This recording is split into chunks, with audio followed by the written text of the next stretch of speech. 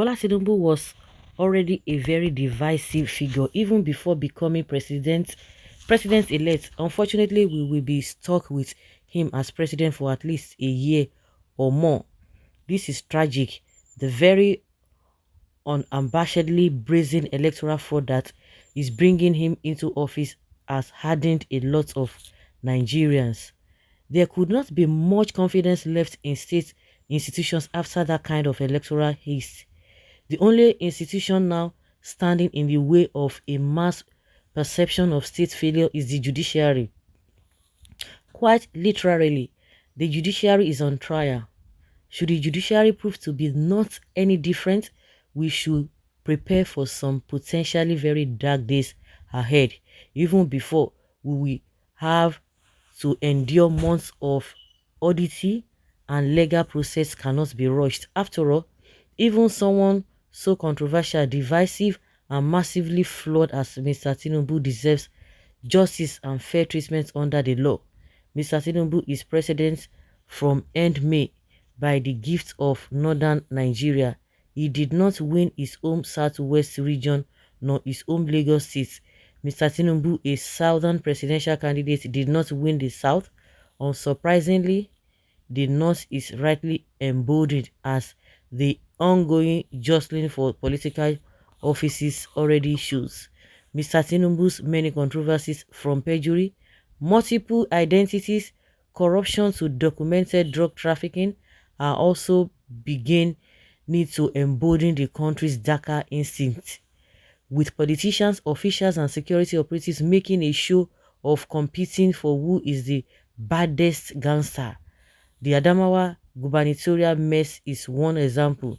The disregard for process, law, and order was so brazen, so crass, that even the ruling All Progressives Congress (APC) felt this was one too much for it to chew. The recent incident in midday involving Seun Kuti of the renowned Fela lineage is another example. Mr. Kuti slapped a policeman on the face in a manner that suggests a newfound confidence that could only have been instigated by a sense of impunity. A gangster's paradise beckons should the judiciary fail to do its duty. Peter Obi, the hugely popular presidential candidate of the Bujoni Labour Party, has a huge task ahead of him. Mr. Obi should prepare to be betrayed from the day of inauguration on May 29, 2023. There's a thing about the power of incumbency that intoxicates people. Many of his key elite allies will play both sides if they are not already doing so. And the terror should not be made that the tensions are entirely about Mr. Obi's Igbo roots. Yes, it is a factor, but it is more than that. Mr. Obi has proven that an alternative electoral math can be used to secure a Nigerian presidency that cuts across legacy structures and sentiments. Since 1999, a Southern has been successfully elected to the Nigerian presidency twice, and each time the Southerner had to get the support of the Muslim North, bar the serendipitous case of Goodluck Jonathan, who was president in 2010 to 2015. This led to involve first improve of affinity for the North. The second concept of Amuna, trust in other Muslim culture cut both ways.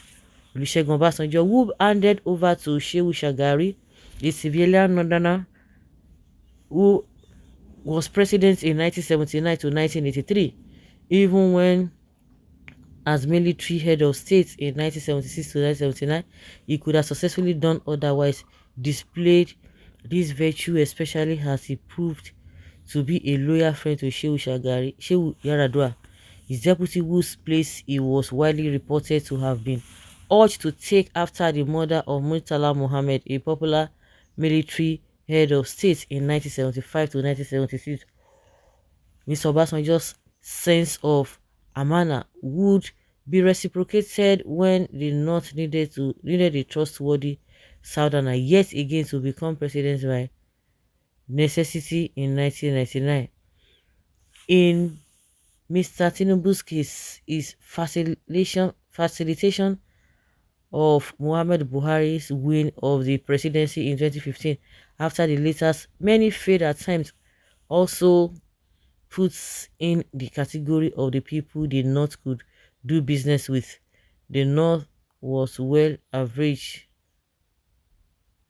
The North was well aware of Mr. Tinubu's heavy baggages, but as Mr. Buhari was likely reminded when he was having second thoughts about paving the way for Mr. Tinubu in the 2023 general elections, they could not suddenly now remember who we Tinubu really is. It was a Faustian bargain for which all of us we have to know to now bear the consequences. Mr. Obi will not have that opportunity. Better still, he will not need it. What the contested 2023 election or presidential poll? Okay, presidential poll shows is a path to electoral victory that almost literally excludes the core north. Mr. Obi not only successfully polled massively in southern Nigeria and among disillusioned northern minorities, but also with the majority youth population in such a manner that eludes any of the legacy political classifications like a Sakros. Mr.